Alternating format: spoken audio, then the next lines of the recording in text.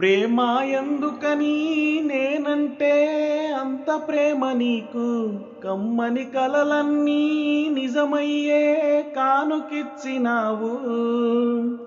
ఇన్నాళ్లకు దొరికింది ఓ చెలి స్నేహం, ఇప్పుడే అది కానుంది తీయని బంధం.